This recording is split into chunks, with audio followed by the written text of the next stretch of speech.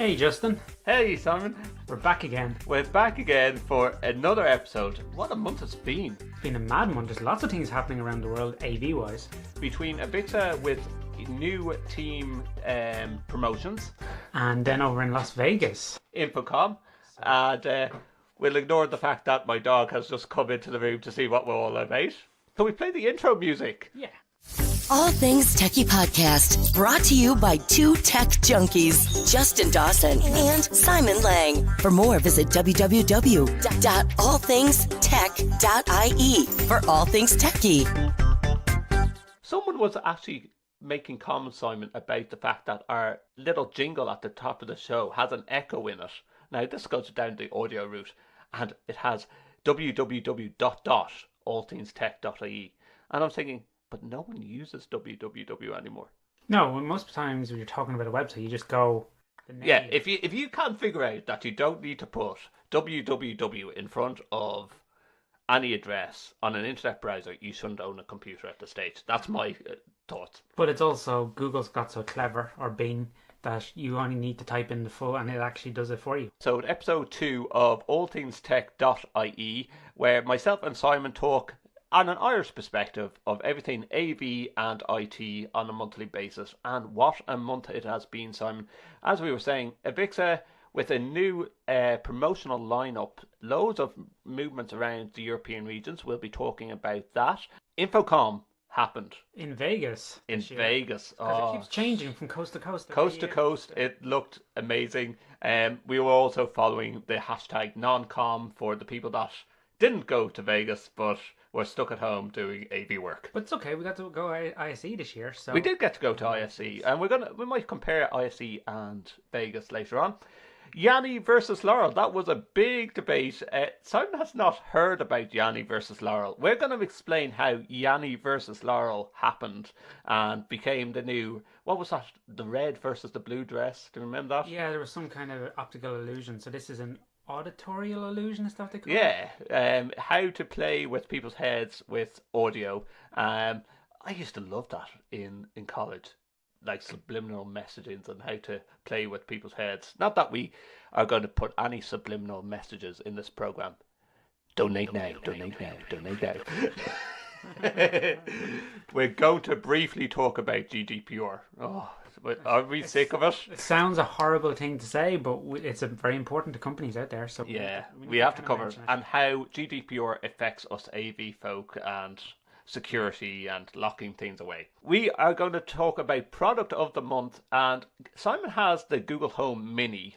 I just purchased the Google Home, and we're going to compare them, and we're going to also compare them to more smart devices for Internet of Things inside the house. US lawmakers are asking Amazon Alexa what information they collect on children, and some products that have been taken off the shelves on the Amazon store. That's a hot topic as well. And some other toys that we heard about at InfoComm. So if you want to get in contact with the program, as always, Simon has a Twitter tag.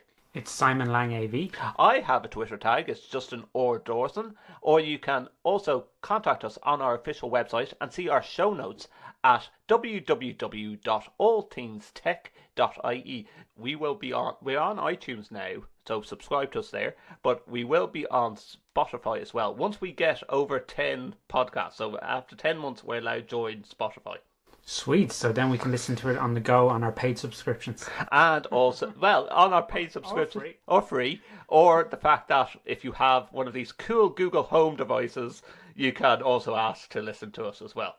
While you're doing the dishes or cooking that lovely dinner for your partner. And we are talking about, Simon, at some stage of probably going visual. So you probably will see at one stage our lovely faces if you haven't looked at them already on allthingstech.ie. I just need a month's notice to do my hair. And it's yeah. My Cocker Spaniel in the background in my office here, just lying on the studio rug, just flaked out because it's been so warm in Ireland. Yeah, we've had such great weather here. Yeah, we're going to talk about. Well, we can talk about the weather afterwards if we get stuck on stuff to talk about. But we have so much to go on. Now, I'm going to start off with Yanny versus Laurel. Tell you a bit about Yanny versus Laurel, Simon. It was brought up in vocabulary.com 2 sounds that, like, you know, when you want to hear how a word should be pronounced. And I'm going to play 2 sounds here, and you're going to tell me straight away what you hear. So first of all, I'm going to play Laurel. Laurel. Laurel. Laurel. Okay, so glad to hear that Simon is hearing Laurel, right? Tell me, we have a great website, and it's on the New York Times. We'll put the link up on the show notes. And you can play the 2 sounds of Yanny and Laurel, and you can see what frequency you start hearing Yanny. Now, some people say that it is priming. I have told you the 2 words were Yanny and Laurel. The first time I heard this during the month of May, the radio presenter played it on the radio, and I thought they were saying a completely and utterly different word. But because it got so popular, you started hearing about Yanny and Laurel. Oh, that's where I heard people saying that you were primed up to knowing what the word was, so it's already you have a preconceived idea which one you're trying to... Precisely. Now, so it all goes down to radio sound frequencies and short and long intervals of cycles per second, which is frequencies. And there's 2 distinct sections, one above 1,000 hertz and one below 1,000 hertz. And isolating the basically low frequencies, you get closer to the word Laurel. If you delete this section on Adobe Audition, so you know the way you can see the sound waves, and hopefully we're talking to an AV folk. We'll put some photos up on the show notes if you're not following us. So you can isolate the low frequencies and the basic frequencies, and you will get Laurel. If you delete this section and left with the tinny high frequencies, you get Yanny. And as well, you can play around with pitch shifters on Adobe Audition, and you can get either. So we have it over on this little software thing on the New York Times website, where Simon is going to keep on hearing Laurel. Laurel. Laurel. Laurel. Laurel. Still Laurel. Laurel. Laurel. Still Laurel. Laurel. Still Laurel. Laurel. Laurel. Yanny. Yanny. Yanny. And it's amazing that it is quite accurate to the middle point of this bar where you start hearing Yanny, where you're totally isolating the sound. Yanny. Yanny. Now, are you hearing? Yanny. I'm hearing Laurel now. Yanny. No, it's Yanny. Isn't it incredible? It's just the way, and it's Simon, people say that it depends on what headphones you're using, what mobile phone you listen to it on, what speakers, PC speakers you listen to it on. I listened to it that day on the car radio, and I heard Laurel. I got home and I heard Yanny. Now, at the moment, listeners, I have it over to Yanny. Simon is now hearing Yanny. Yanny. I'm hearing Laurel. Yanny. Yanny. Now I'm hearing Yanny. Yanny. nice, Yanny, yeah. Yanny. If you want to check out our show notes, you can do so at allthingstech.ie and play around with Yanny versus Laurel. I'd love to actually create a new one of them and just become a Twitter sensation. That'd be a great way to get known, wouldn't it? Yeah. So maybe we can play the red versus the blue dress in a robotic sound and put it up on audio. Allthingstech.ie. You know what we also have to mention is that the iPhone and Apple and Samsung are now coming out with the next generation phone. Is that the one with the squeeze? Rumours that Samsung's going to do the squeeze. Because some of the phones already have it, where it's where you're replacing. So, like on the iPhone 10, where they took away the home button, they're saying this is a new way of controlling your phone. That the article I read last night saying for the Apple one, it was you squeeze it, but it actually knows how much you squeeze it, just like how much you touch the screen. If you touch it or hold it, the squeeze also knows how much you're squeezing the side of the case, and it gives different features based on the strength you squeeze it. So if you squeeze it really hard, it might say play a track, or if you squeeze it gently, it might be open my Gmail or my mail app. Or so do take away a with photograph. voice recognition and facial recognition and do it on sensory touch. Now, there's still going to be the face recognition to unlock your phone, but this is controlled. That's right. The last Apple did away with the home button. It became a digital home button as such. Okay, and use more on facial recognition. Yeah. Okay. Now, remember Samsung did that in one of their last phones, and people found a flaw in the system where you could hold up an ID photo against the screen and unlocked. I think they fixed it shortly afterwards. But that was some big bug. That was a big bug. What was something that iPhone had? Where you could get into it via the emergency call button until they created a patch. But there was things like that, and they had issues with the maps one at one point. Where remember Dublin Airport was like in Phoenix Park? Or something like that. Yeah, like they totally messed up their maps and they pulled their maps. Does anyone use Apple Maps? Now, it's getting very popular. Is it? Because when you're going into the auto industry, yes, the Apple, if you have a car that has built-in Apple OS, it will want to use the Apple Maps. But if you have an Android car, so different models are going with BMWs with X, Hyundai's with Y. So if you go with I didn't know that. If you go with a Google car, I'm going to call it a Google car. It's got to be an Android. It's going to be Android. Google Maps is going to be on it. Where I think if you go with more of an Apple car, whoever has an Apple OS car. But I think, will they come out eventually where when you're buying your car, one of the customization is which OS I would hope so. I would not want... Sorry, I'm I'm going to sound very anti-Apple now. I would not want an Apple car. Nah.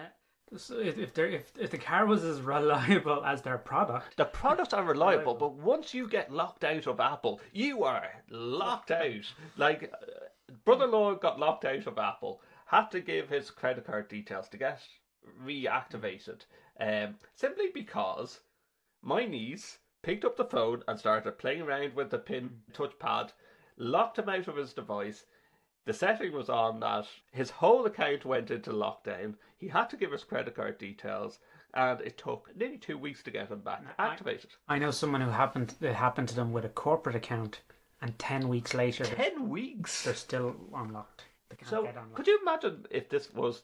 the CEO of a big company. Could you imagine if you were driving your car and it's like, you are locked out. You cannot turn the ignition on this vehicle. No, I think could be the future, Simon. I think it's not quite that level. I think it probably still requires your phone for the Apple OS car to work. Right. So your phone is still required, so it's down to your phone. But I think it has somehow it must Bluetooth or a local Wi-Fi connection in the car to connect. It's that's just maybe another thing we need to do is car. That's a next episode that we have to have a look into. Also, Internet of Things in cars. Because you've seen some of these articles where people have hacked into cars and literally been able to disable the accelerator and the brake. You see them in scary. See them in movies, and you think it can't be done. Yeah. Where they're now like a car gets stolen, they're able to put on the brakes of the car driving down the road. But one motor company did a patch update on their SUVs. Customers were realizing that it is actually slowing down their car. The company in question said that, oh no, this is your imagination, that it's a gas pump or whatever. But they had to create a patch to over it. That's crazy. Yeah. Now when you go into a car garage anyway, the first thing to do is plug the computer in. Yeah. It's no longer, let's look under the or washing machine or anything, like yeah. Plug in the USB key. Because I do know, I think it's Opel, have built-in hotspots in your car. So when you buy it, you're also buying a Vodafone, I think it's Vodafone, like a contract Wi-Fi as part of your car. So your car is built-in Wi-Fi hotspot for all your passengers and yourself. So as part of the car, you're getting nearly like a new mobile phone bill. Do you know what? I would like a car that had internet access, and not for visually, but being able to just turn around and go, I want to listen to something on Spotify, or I want to listen to internet radio as I travel. I just want a car that has good Bluetooth. But I have a car that doesn't have Bluetooth at the moment, so when I get in, I'd love my phone to be able to just automatically connect with my car. Yeah. And have everything available. This brings us nicely onto our topic of conversation in today's program. You have the Google Home Mini. I have the Google Home larger version. Main difference of the two is that there's a couple of, well, my Google Home comes with an extra large speaker on the base, and the top of it has touch controls to increase or decrease the volume. So my Mini has a smaller speaker, so I think it doesn't have a bass. No. Or a bigger bass. It has probably it has probably a tweeter and a mid, but not really a bass speaker. Yeah. Where yours does, so it gets a more holistic sound. Maybe it's the best word. I don't know. A better sound. Where mine, and then in terms of control, mine has touch in the sense of you can tap the top of it to turn your volume up and down. Okay. And I think it has a privacy button. Sound wise, is it loud enough? Now for one living room, no problem. Down the far end of the house in the bedroom, you'd know there's something playing, but you wouldn't be hearing it in detail. Okay. Voice recognition? Quite good. Yeah. Yeah, and it has the feature where you could have 2 or 3 people in the house, so it learns so it knows if you go, what's in my calendar, it knows it's my calendar. Where if my wife goes, what's in my calendar, it knows her voice, so it tells them what's in her calendar. Now, this is where you've hit a touchy subject with me, and Simon, over 500 comments on Google Home Forum. It does not work with G Suite. So G Suite's so locked down. That's the corporate email. So locked down, Gmail, but it's ridiculously, in my view, locked down, because these are people that are paying to use the Google products, the Google apps. I have, as well as all things tech.ie, I have several domain names, and all my emails are being used to G Suite. So I am paying subscription to have a G Suite account with all the domain names, with my Google Calendar. Though I can't access my Google Calendar on my Google Home. Nowhere did it say that this will not work properly with G Suite. So from someone who uses G Suite in a corporate environment as well, I would think from a confidentiality part and a risk of information being given out, that's probably why it doesn't work. But as an admin, but then the other side is your level of your G Suite is a lot different to my level. Correct. Because mine would have confidential information. Not saying yours doesn't, but mine would have confidential information that can't be leaked, and so the company controls it. Where you would probably have a lower level G Suite package. So I think it should maybe be on the G Suite level of packages. But it level of packages, correct. But even if that was the case, and it's been used in a financial firm or a corporate environment, the administrator should be, like, I know that I have 2 users on my G Suite account. I can simply, by bars on and off, can turn on different apps or turn them off, and get control levels is fantastic in the control panel of the G Suite. Why can't I, as admin, say I want Google Calendars to work with Home? It sounds to me like a very simple function that Google could put on. 500 people plus on the forums writing saying that I'm sending back my Google Home because it does not do the functions that it wants. However, Alexa does it. And that's a competitor. Amazon Alexa can access G Suite and all the Google features. And if we want to take so it why? Yeah, and then you take it a step further. Alexa, we were saying, integrates better with installed AV. This is where we're going to come on to.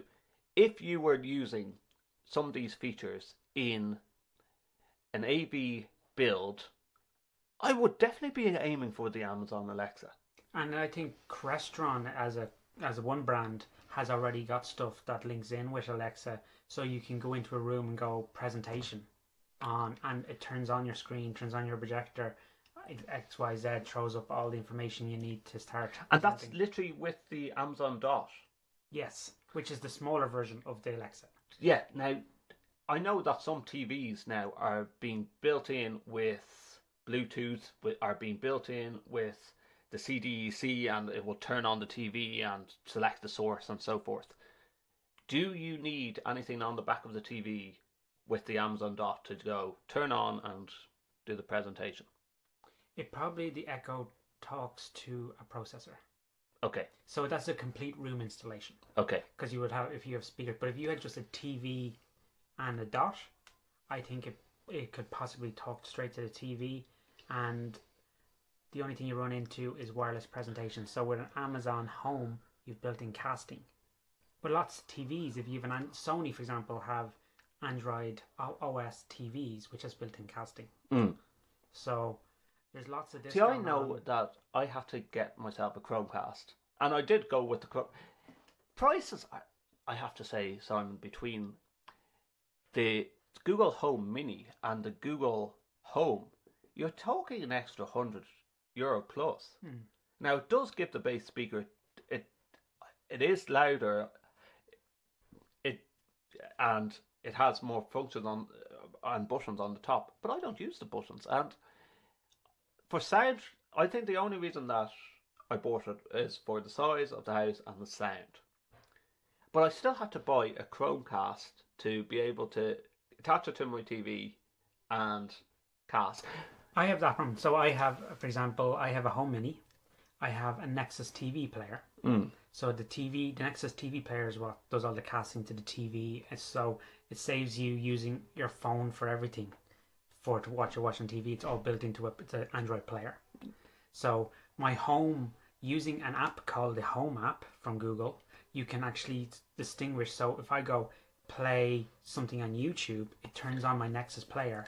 Yes. Which then plays it. But I say play something from Spotify, it goes, I'm playing this from my Home Mini because that's a speaker. So you can actually, using the Home app, you can deter what what Google product using your home does what. Yes, yeah. Annoyingly, it doesn't use BBC iPlayer. It's not working in an Irish environment, and that can come down to BBC. Yes. Yeah.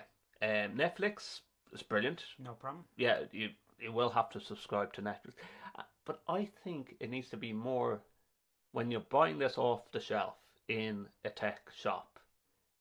The Google box needs to say, with an asterisk, requires subscription.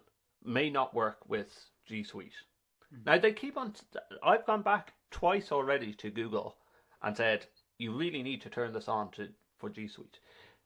I've heard there's workarounds with the Google Calendar, whereas I can set up a separate Gmail account, send all my email, or link the two calendars up, but then I'm using a non-paid Gmail account to get all my email, get all my Google Calendar entries to link up with Google Home.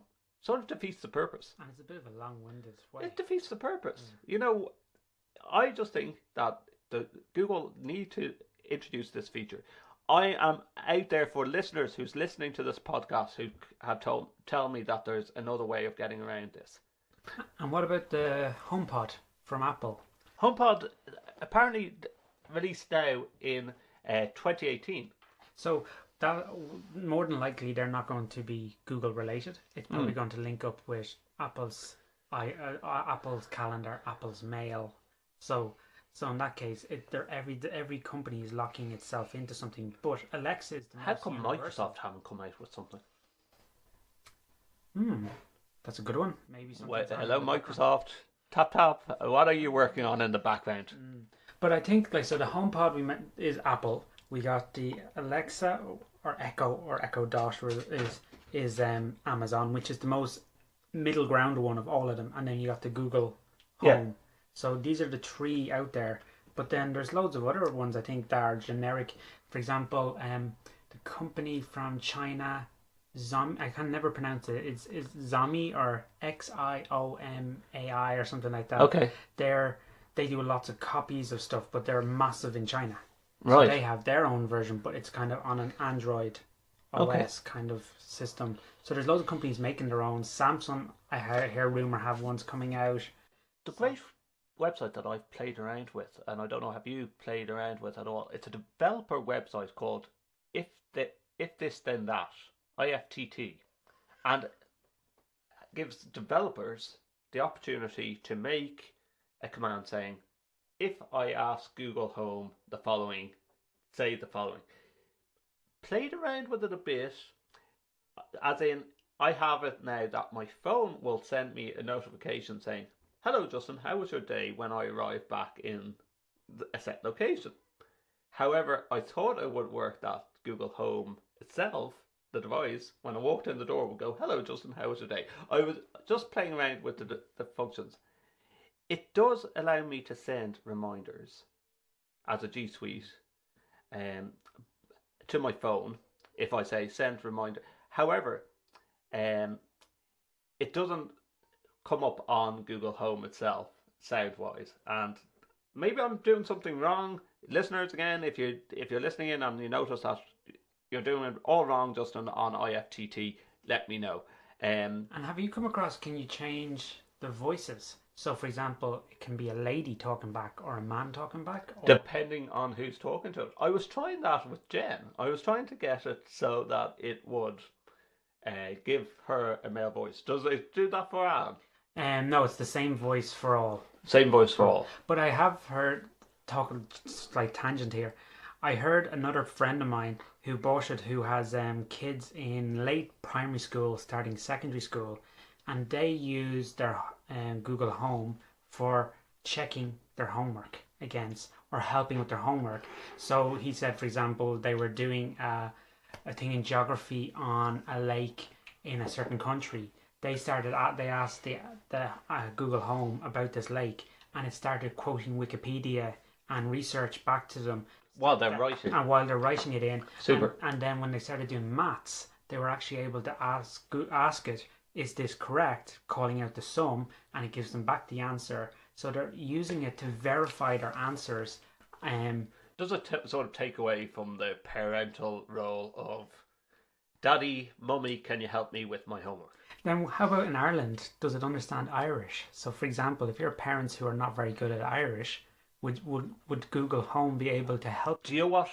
We're going to add that into this podcast. Later on, I am going to check out, can it tell me the Irish words for whatever? It nearly goes back stuff. To our episode 1 podcast where the teddy bear can't pronounce Kieran. Yeah. Okay, and we're still waiting for them to come back and discuss when they're going to start doing Irish accents. The other thing that the Amazon, Alexa, and the Google Home, they're working on storefronts where you can buy your shopping and get it delivered. Now, to the extent where I think Amazon are slightly ahead of Google on this, where you can order your takeaway and it will voice recognize, make the call in America and go, hello, this is Justin's calling. I want to order the following pizza and get it delivered to my address. Freaky out. Isn't that like the one they demoed all these kind of things at the Google I/O this year, where That's correct, they rang did. The hairdresser and they rang the takeaway to book it, or not takeaway, the restaurant to book a table, and they were able to, under it where the person on the far end of the phone didn't quite understand, they were still able to interact enough to make the booking and complete the booking, which is kind of freaky. So yeah, I wonder, could you go, could you time it? Could you say, I'm going to be home at 5:30. Can you set something that the Google Home will order your Domino's at 5:30? And when you're literally pulling into the drive after work, the then Domino's guy is there waiting to collect the money off you. That is the future. Whether you like it or not, listeners, that sounds like the future. My question is, what happens if you turn around and said, I didn't order this? I don't know. This is where it gets scary. Or what if your child's voice is being recognized as your voice? I'm guessing Google and Alexa and all the smart devices realize that's a child's voice. I would hope that. I would hope so. That their listening technology. My child ordered the pizza. It wasn't me. And as well as that, your your child's voice should be different, because everyone's voice is meant to be. But you do hear stories where a father and a mother or a father and a son is on the telephone to you, and you can't tell which one it is. Did you hear that story? And I'll have to put this in the show notes as well, Simon. Where lawmakers are asking if Amazon Alexa collects data on children, but not only are these devices, whether it be Google Home, whether it be Amazon, are they listening to us constantly? It seems very much that it's not just the command. They are listening to us constantly. Don't be paranoid, guys, but I think this thing's constantly on. If you go to your security settings in your Google account, you can hear everything that was requested. Correct. On your Google Home, or in my case, on my Google TV, my remote is voice search. Yeah. So everything for the last 4 or 5 years that we've asked on our Google Nexus player has been there. So I can actually hear my wife or my kid back from 3, You can 4 hear years. Rebecca on it. Yes. Even though she hasn't asked the command. No, she would be in the background. The noise of her in the background. That is scary. So, to answer our question, yes, it does collect. But the question is, I wonder, is how long they hold it for. But with the new GDPR, which we still to get on to, is, yeah, it's collecting. But there was a conversation, apparently, with the Amazon where it collected the data, somehow sent it to a relative who rang up the owner of this device and said, I'm after getting all this audio, and it was a private conversation that got transmitted. wow. Yeah, wow is right. Because that would be big security. Because imagine a husband and a wife having a conversation at home about something very private, medically or something, or legally. You could be very could be very dangerous, because all of a sudden it could send something to the mother-in-law or the father-in-law or whatever, and imagine what that would could lead to. So it happened in Seattle. Amazon came back and said, Amazon takes privacy very seriously. We investigated what had happened and determined that it was an extremely rare occurrence. We are taking steps to avoid this from happening in the future. But how did it happen? Did they use the words in their conversation saying, oh, are you going to make a call to your aunt later on? And Amazon just said, call my aunt, and gave this conversation? But you'd have to tell it to record this conversation first and then send it. Danielle said she spoke with Amazon representative who apologised like 15 times in a matter of 30 minutes. They said, our engineers went through your logs and they saw exactly what you told us, and they saw exactly what you said happened. Amazon has reportedly denied Danielle's request for refund on the device. Why? You sent back the device. You noticed that it sent information that you didn't want to send to someone else, and you asked for a refund, and they say no. I don't have an answer to that. That was kind of like, oh my goodness. But the other side, would you want it? Again, so that it end up becoming a device that sits on the shelf that no one will use again because they're afraid to use it. And same article, Google says it fixed the glitch that caused Google Home Mini to record everything that owner said. Yeah, so I remember that when I got mine first, there was a whole thing about that I was listening constantly, but where people then they recommend people should really hit the private button it's a physical button. But then that really does away with the point, because if you want to use it, you have to walk over to on-switch the private button. Yeah. And use it, where it shouldn't really be... Like, I'd be hoping when I say to Google, okay, Google, off, it's off. Until I say, okay, Google, again, and it's recording it. I didn't even know you could do it. Okay, Google, off. So there you go. Mine's just constantly on. I don't really notice. Okay, yeah. I don't know what... We've had funny... So our Google Home Mini is right beside our TV. Yes. And sometimes during a show, if someone says some certain words, it goes, did not understand that, please repeat. And you're just watching an episode of Chicago Fire or some kind of medical show, and it starts spieling at you. So what would happen if there was an advert on your TV for Domino's Pizza? Go back to our thing of ordering food. Order today. And so the advert says, order today, order pizza today. And all of a sudden, a guy rings your doorbell and says, you ordered your pepperoni pizza? I would hope I got a warning beforehand to say your pizza has been ordered, so you have 30 minutes to kind of get a ring. Cancel. But it is very possible. It is possible. Not very, it's extremely possible. All Things TechIE, that's where our show notes are if you want to have a look and see what we're all talking about and go through some of these articles that we have covered or that has happened in the past month. You can Tweet Simon at Simon Lang AV. and myself at Justin or Dawson. We also have a contact page on our site, and please subscribe to us on iTunes as well. And we're very GDPR compliant because that's what we're going to move on to. GDPR, very briefly, Simon, what do you make out of it all? Is it going to affect the AV world? Yes. Yes. So it's definitely Briefly, yes. That's all we have to say about GDPR. It's affected the world because now, I suppose let's take it at a personal step first. I've managed to tidy up loads of my subscriptions.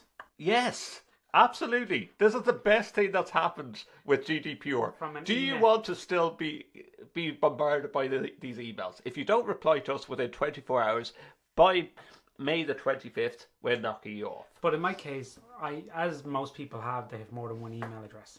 So I realised I subscribe to stuff on my personal one, my backup one, my work one, all for the same thing. So now I have it down to one place. And you know what? It's sort of like all those times where our ID card got scanned at ISE.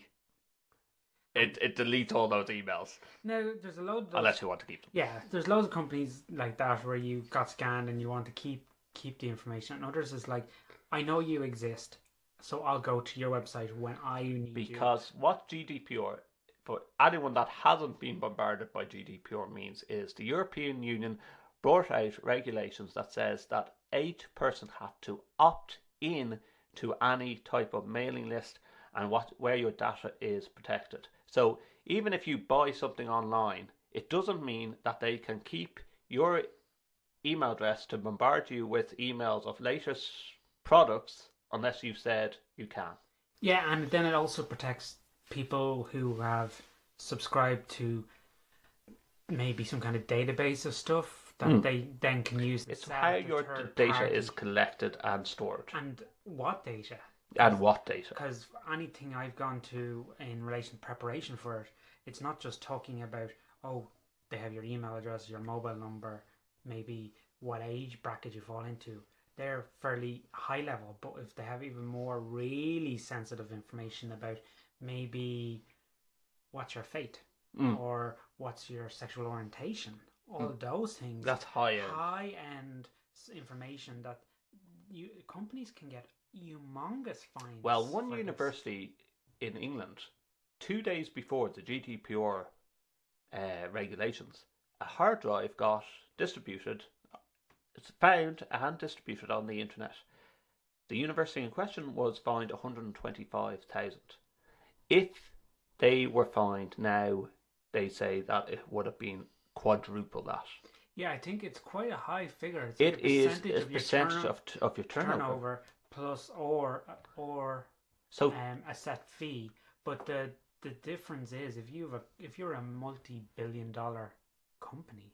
Yes. Imagine what 10% or 5% of your billions. turnover. And it will happen, and it will be billions. And that's not including all the cases where the people's information who were released could sue you also. It has employed a whole new team of legal people to understand this. And it does affect audiovisual, because if it's audio that identifies the person... Like, a podcast. A podcast, yes. So Simon was here on Z Date. Or visuals, it sort of brings into the question about CCTV cameras in stores. Like, it's constantly recording. Like, is the sign on... And I love a GDPR person to answer this, and I'll try and find out the answer by next episode. If you walk into a store and the CCTV cameras and you see a sign saying CCTV in operation in this store, can you go and ask for that information to be erased or viewed? So you can see what... I'm sure you can say, right, well, you seen me walking around the store, I want it. Now, the store's trying to protect themselves. Yeah. But it's your face. Yeah. Interesting topic. And it's one that is a total and utter Pandora's box, I think. There's still a lot to come out of it. There's still a lot... Everyone was supposed to become compliant by the 25th of May. And I don't know, did you notice, you want to get in every site now that you go onto, you have to tick that box. Yes, I accept. And yeah, I do want to. Which is a bit frustrating. Cookies. Yes, do you want to save cookies? Yes or no? Do you want? And then the other one I get is, do you want to save cookies? And then do you want us to push automatic updates or alerts to you? So now you're ticking two things before you even hit a. And then you have the privacy policy linked down the bottom of every website. And to be honest, is anyone reading terms and conditions on privacy? Like even on the run up to GDPR. If you read every privacy policy or what they are keeping about you, you'd be here till next year. And if you're just, say, for example, if you were reading Facebook's or Twitter's ones, you'd be here till next year just reading them. Yes, yeah. 583 million fake accounts in the first 3 months of 2018. 583 million in the first 3 months of 2018. I think Facebook is ruined. How big is Facebook? Billions of sites, billions of profile pages. But I thought Facebook changed their security features where you would need a mobile phone number to activate an account. But the other side, if you're around any teenager, you will know they sometimes change their phone on a monthly basis because they keep losing them. So they have to create a new account. But it comes into the whole idea of these data farms, where it's over in China and the likes, where people are just setting up farms to try and track data, and they might have 100 computers on the go, 100 mobile phones on the go with different SIM cards, which they're buying for pennies, just so they can try and retrieve people's data and information. The social network released a community standards enforcement report on the first time on Tuesday, detailing how many spam posts it deleted and how many fake accounts it has taken in the first quarter of 2018. And they disabled 583 million fake accounts during the first 3 months of the year. That's an average of 6.5 million attempts to create fake accounts from January the 1st to March the 31st. Facebook boasts, this answered your question, 2.2 billion monthly active users, and if Facebook's AI tools don't catch these fake accounts flooding the social network, the population would have swelled immensely in just 89 days. And of course they've been dealing with a lot, Facebook, in the past couple of months with Zuckerberg. Facebook's AI went after 837 million spam posts in the first quarter, nearly of what. And do you know what I didn't like about Facebook? At least Google, the whole idea of the referendum here in Ireland, the abortion referendum, which has been passed since. But Facebook was still doing Facebook Live things, and profile pages that were based in America, Uganda, the whole lot, whether you'd be voting yes or no. Trying to influence the Irish vote. Trying to influence the Irish vote. And that's why I'm nearly gone anti-Facebook. It has its benefits and it has its huge flaws. And I think at the moment, Simon, flaws is outweighing the pros. I do wonder, we've kind of gone over the hill a little bit on Facebook, and it's kind of on a downward, like Bebo did and all those ones beforehand. But the other side, I think there's loads of Facebook being used for business. And in a sense of companies out there who don't want to pay for a website are using Facebook as their website for communicating.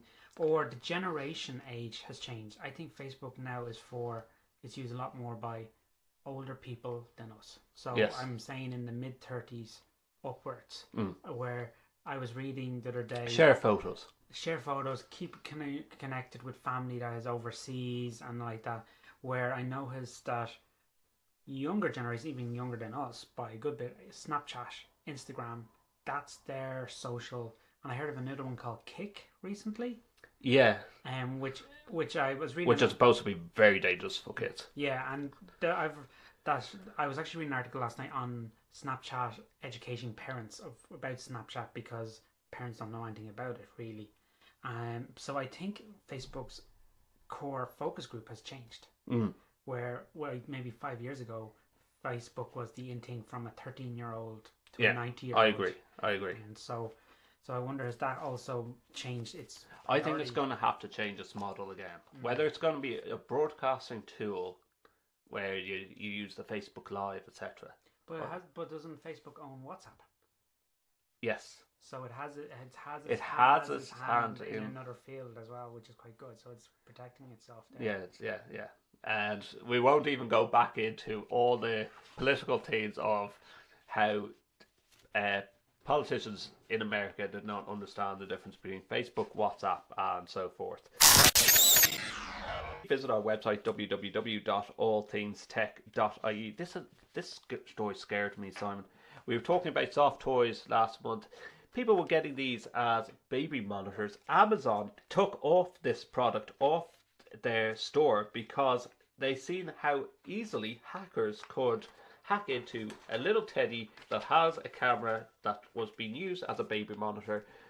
It's called Cloud Pets, a smart toy that researchers said was riddled with security flaws from its online store. Last week, Walmart and Target stopped selling the toy. Amazon began removing the Cloud Pets on Tuesday morning.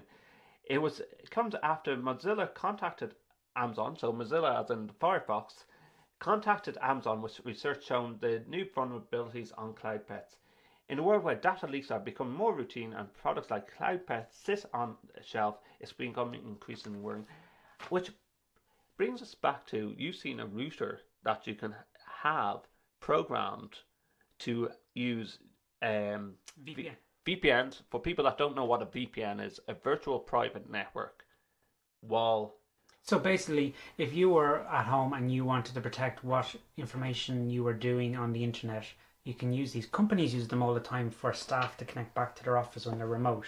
So this is a product that comes pre-configured that you just plug into your router, pay your subscription every month, and it protects all your browsing information and all your TV viewing information, which is also a whole other side of VPNs that people are using it for, to do with Netflix and all that stuff. Yes, absolutely. So that's a whole other story. A whole other board game and a whole different episode of All Things Tech. But Cloud Pets, made by Spiral Toys, are connected online, uses voice recordings and online app through Bluetooth. But in 2017, hackers were able to access Cloud Pets database containing email addresses, passwords and voice recordings from children, which cyber criminals held from ransom at least twice. The breach affected more than 800,000 people. Mozilla worked with cybersecurity research Cure53 to see the vulnerabilities in Cloud Pets. Still, after the original breach in 2017, they found that Cloud Pets Bluetooth vulnerabilities first demonstrated more than a year ago are still open. Now, I heard that Bluetooth version 4.1 is actually not secure. Oh, right. So I've heard companies who have inbuilt Bluetooth equipment in their meeting rooms actually have the Bluetooth disabled because they're afraid it is a vulnerability. Interesting.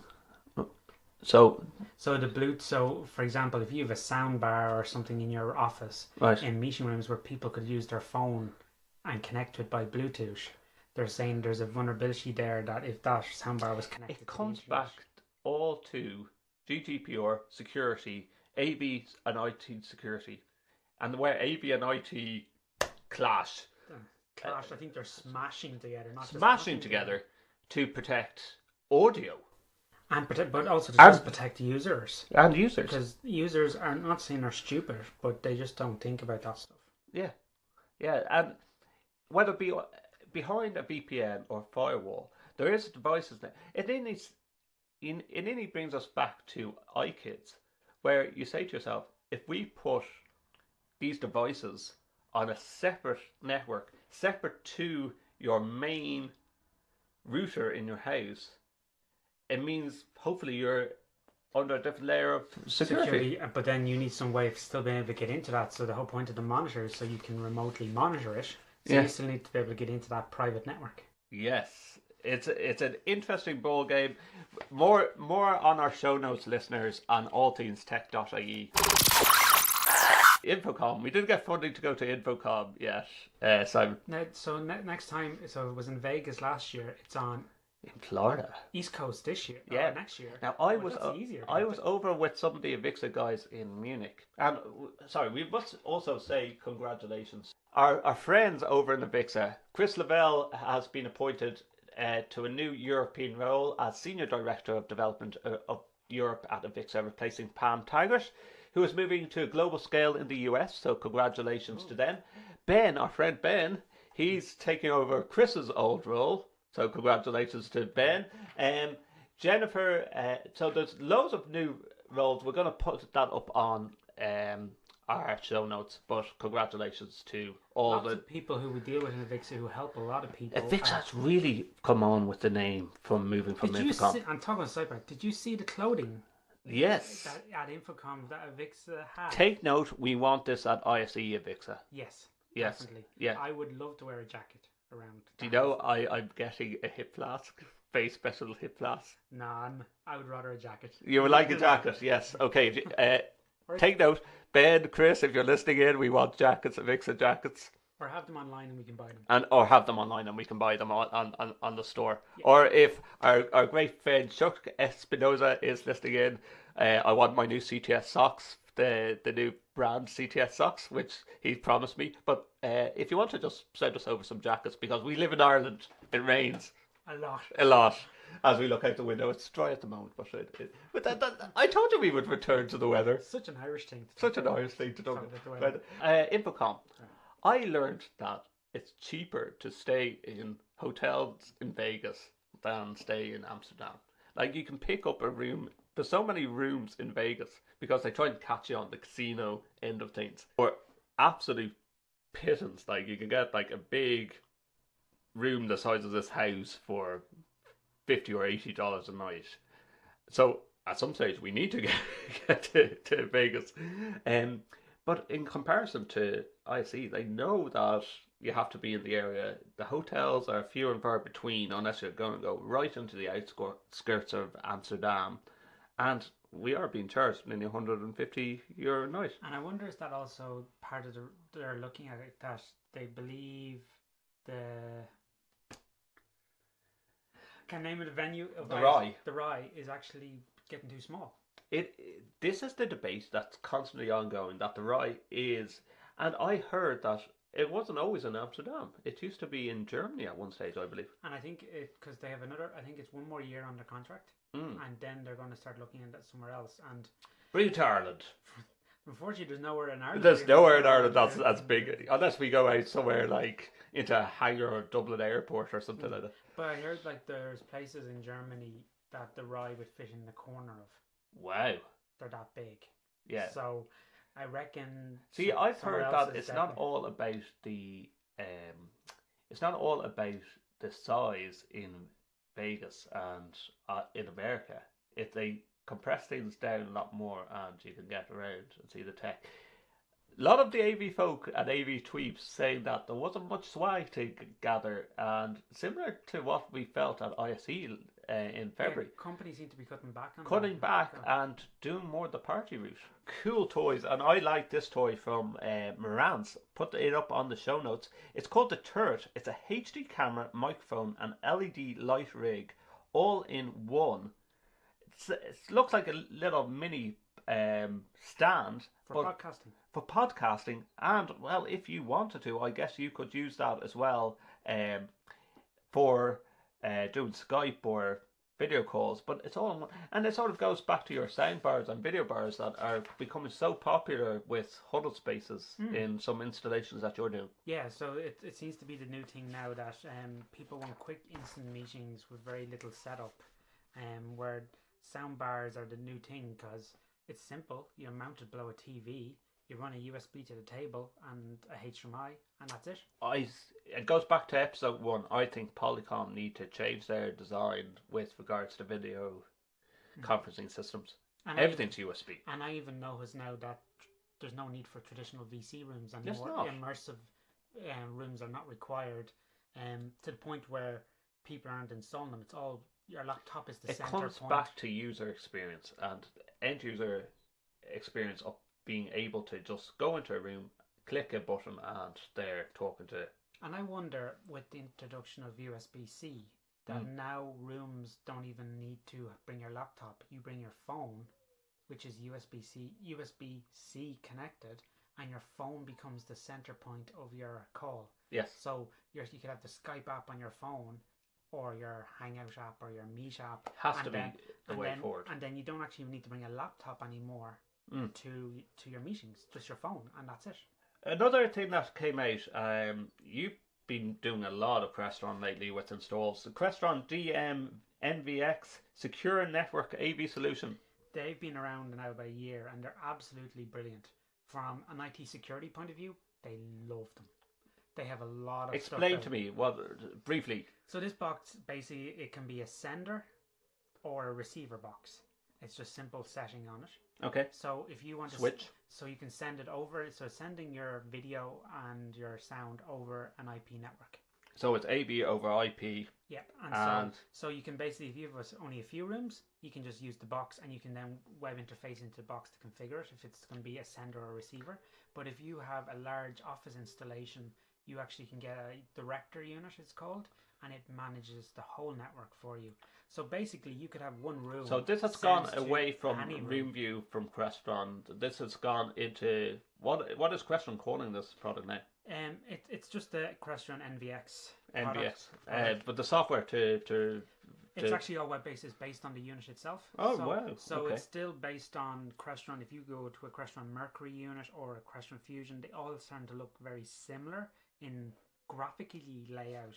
But this basically allows you send your signal. So if you have one room, in theory, you could have your director presenting or your CEO presenting in one room, and you could actually send that video presentation to any room in the whole building. Which is AV over IP, and Kramer at Lona also doing similar products. And we AMX. will, and AMX, and we'll cover that in future episodes. Dan Duggan, we met Dan Duggan over at ISE, and we didn't even realise we met Dan Duggan at ISE. We love that guy because he's made our life so much easier. Dan Duggan Sound Design is launching a Model E2A, an auto microphone mixing console with analog and ADAT I/O. The E2A incorporates 28 channels of processing. We never did 28 channels. We used to use the one that had only eight channels. Yeah, plug, and it did its job. We used to love the auto mixers, and we love Dan Duggan for making our life so much easier. I know he's incorporated them into some of the Yamaha desks and stuff like that as a kind of a plug-in. So if he ever comes up with putting them into any other desk, I will definitely like it even more. We will email Dan and ask him to listen to this podcast. Blackmagic unveils at InfoComm a pocket cinema camera, 4K next generation digital film camera with dual native ISO 4.3 sensor and USB-C recording. Holy God! So this is like Blackmagic chasing the GoPro, but like even better. Simon, like Blackmagic is for broadcasting. I just think that's the future of broadcasting. Amazing stuff, I gotta say. The revolutionary Blackmagic Pocket Cinema Camera 4K puts the latest digital film technology in the palm of your hand. 4.3 sensor, 13 stops of dynamic range, and dual native ISO up to 25/600. So you get stunning HDR images and incredible low light performance. Can you imagine going into a photo development shop and going, here's my 4K image, I want that printed out in 4K, and they come out with a little and I want it in A1 size, which is the size of your wall. Yeah. The problem is, do we have printers that will develop photos of that size and caliber? And then it goes back to, you try and put it up on your monitor and people will buy a small HD 1080p TV screen and lose all the pixels. Yeah, where nowadays 4K TVs are just standard, it actually would look amazing. It would look amazing. We're going to finish off by this was an interesting one that I got on my LinkedIn profile recently, and it's going into the more IT than anything else. LinkedIn are now surveying people's salaries. I noticed that for accountancy, especially for my wife, they send emails going, hi, would you like to complete the following survey and we'll send you the results of how much people are getting paid. Good or bad? I would love to know what people in the AV industry in Ireland are getting paid, so I can benchmark Absolutely. what I should be getting. Yeah. Because often the closest thing we're benchmarked against is IT Absolutely. professionals. And I know Avixa are doing some reviews on salaries and stuff like that, but it's very American. Yeah. Where I know Avixa, take note. Ireland and the UK are slightly different. I know, but they are very different. And in terms of wages, we're not probably seen as important. And it comes down to job titles and descriptions. If you go onto a job site we do fall under IT too much. Yes. Yes. But we do need to know a lot of IT to do our job. So that's, I suppose, why. But we still carry another skill set a normal IT technician doesn't have, like sound. Yes. Normal IT technician isn't really sitting there going, how do I edit sound, or how do I understand why am I only hearing this in out of phase, or why is this person sounding this way? An IT technician doesn't think like that.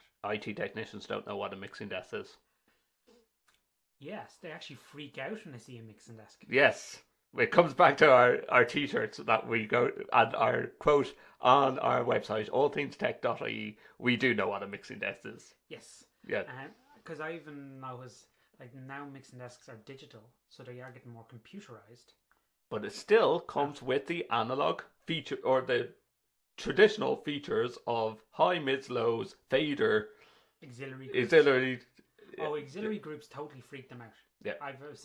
I've seen it totally throw someone sideways, and you go, oh, there's 60 channels of auxiliary there, and they're going, oh, what? Yeah. And yeah. So we have to realize, and then you throw a whole spanner in the work and go, oh, also it's connected by Dante, so we've another 256 channels of audio coming over this single Cat5 cable. And they're just going, you did what? Yes. So I it know does throw people. We're doing it. So we're trained audio sound engineers. I'm intrigued of what LinkedIn are doing here. GDPR, and go in with. Do you want to tell people how much salary? You know what? If the information is kept confidential and it's going into a survey and they're going to give us results of how much it is. Yeah, as long as they're anonymously. As long as it's going, oh, X person is getting this and Y person is getting that. That's not what we want. We want, on average, of surveyed people living in Dublin in this field are earning between this and this based on. And it doesn't even have to be LinkedIn. But if there was surveys that were going out about salaries for AV people, I'd be interested. We have to talk about app of the month, and we're taking this as we're going to spread this over a couple of episodes of AV apps that you would use on your phone. Okay? Now, you have both an Apple and an Android phone. One is an Apple for work, the other one is an Android phone. I would love to find a good app, Simon, that would do measurements for me as an AI type of. So I've seen apps that are, you can do like room surveys. So even Chuck mentioned a couple of them at InfoComm this year. You hold up the phone, you can start using the camera on your phone to measure the height of a wall and all like that. But we often need ones to go. If I hold this up against a monitor, it can tell it's a 55-inch monitor. That'd be super, wouldn't it? Or that screen is X. So the furthest person away, based on the CTS Discus model. Yeah, of how far away the person should be sitting if it's really detailed text, all that kind of stuff. They do have like apps that I've come across that are free that you can do the AV math calculator on it. Okay, fair enough. But it'd be great, like you say, if you could hold up the phone and go, that is a 58-inch screen. Yes. And if it's even more clever, since AI is kicked in, it goes, oh, I recognize the logo on the bottom. That's a Sony. So that must mean it's a Sony 55-inch, and it could be X models. Please choose your model. Vump brings you to the data sheet of that screen. There you go. So, I think it's Kramer. I'll have to double check on it. Kramer's website has a fantastic drop down of cables and buying cables, audio cables, visual cables, whatever. And you can go, can I get this cable with a female end of this to match a DVI connection of that? And they'll tell you yes or no, or they can make it up for you. So, sorry, sort of sidetracking the app idea, but that's what we need AV-wise, where, like you say, you can hold it up, it will tell you the connections on it and back. AI-wise, massive room for every AV company to do those types of things with AI. But with the measurements ones, I've seen some free ones, and I'm thinking, okay, I'm going to download this. Some of them cost $4 or something. I might buy the $4 one, where it does measurements, and it's supposed to be able to, you can draw the line and you can map it out. How accurate it is? Would you want to still get out your measuring tape and measure? I think for Probably. the first few times I would, just for peace of mind. And if you came up with the same figures, then you start trusting it. But it's even room for AutoCAD, for CAD drawings, to make an app where you could go around a wall and draw it and import it directly into AutoCAD. Yeah. Or even Visio or something on a basic level or something like that. What cool apps do you have on your phone? The ones I use the most, I use a spectrum analyzer. Yes. So when I'm so important to have a spectrum analyzer. So I use this for when I'm doing events, and sometimes you're trying to find that random little frequency is what when you're say in a church or in an event where there's just someone with a slightly quirkier tone in their voice. You just can't find it on the mixer. So if you have a really detailed digital mixer that you can actually kind of go down to a frequency and really kill it or boost it, I often use a spectrum analyzer just to kind of help me get an idea where it's kind of peaking a lot. Be cool again if you could talk into an app like Google Home or whatever, but if it could recognize what type of tone and frequency of the voice it is. Actually, the one I would really love is I have an app on my phone, and my mixer has a USB out to USB-C or USB mini or micro, so I can actually plug my phone straight into it. So my phone is actually connected to the desk, so it's getting a feed from a particular channel or from the whole mixer, and it's not actually using its inbuilt mic. Right. It's using the information from the desk on your spectrum analyzer, or the other side, you just buy a desk that has a built-in spectrum analyzer. That could come in easier. So give me the name of the spectrum analyzer you have on your phone. I use one called Advanced Spectrum Analyzer. That's on Android, free of charge? Yes, free of charge. Or I have another one called Sound Spectrum Analyzer. So they're both freebies. And that's where I go with freebies all the time. For the Android, and now we're moving on to the Apple phone. The Apple phone. Do I actually have any on my Apple phone? No, I don't. Most of the ones on my Apple phone are actually the reverse. We have Soundcraft desks, a desk in work, so you can actually control your Soundcraft desk using a Wi-Fi connection with your phone in its app. So you can actually walk around the room and boost the audio. And the fader. So my desk can be in the far corner in ops, but I can be right up beside stage front or back far rear the other side, and I can tweak a little bit of the speaker or a bit of an EQ for that side of the room. And very important when you just can't get back to your mixing desk because there's that many tables in the room. Yeah, or something like that. Or the other side is you can actually have a mixer set up and run it from your iPad or your iPhone from outside of the room. Which is audio IP, these are all things that we're going to cover very heavily in the next few episodes. We're only just in our infancy with episode 2 of All Things Tech. I think it's time to call it a day, Simon. But don't worry, we'll have lots of stuff for the next show. We talked about Google Home, Google Mini. Give us your reviews. We talked about toys that are they safe for kids, baby monitors. If you have any stories, please do let us know. GDPR. What is your view on it on an AV front? And also wage surveys from LinkedIn. Yes, wage surveys for LinkedIn.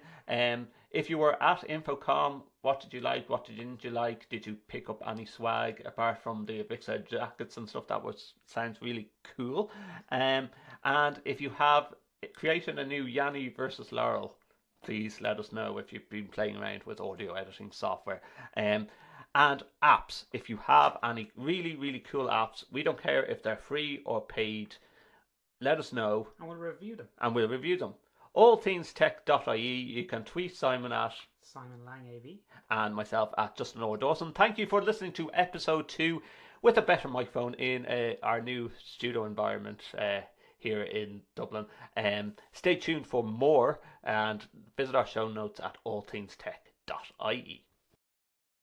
All Things Techie Podcast, brought to you by 2 tech junkies, Justin Dawson and Simon Lang. For more, visit www.allthingstech.ie for All Things Techie.